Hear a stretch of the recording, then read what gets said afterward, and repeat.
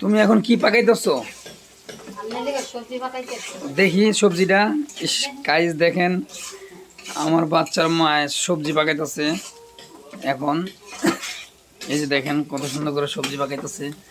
কি দিয়ে জানি পাকাইতেছে আমি বলতে পারি না, কিন্তু খাইবার সময় তারপরে দেখবো যে এটা কি দিয়ে পাকানো হয়েছে।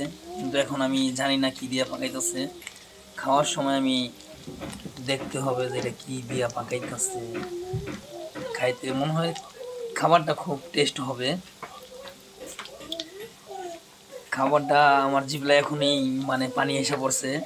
আমি কোন সময় ভাত খেতে বসবো, কিন্তু আমাদের শীতের সময় তো এখনো মনে করেন ঠান্ডায় কিছু করতে পারতাছি না।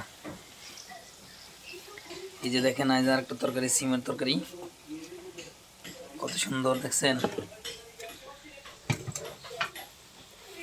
সবাই যদি খেতে চান তাহলে আমার কমেন্ট করবেন, শেয়ার করবেন, কমেন্টিং করবেন, রিকোয়েস্ট করবেন।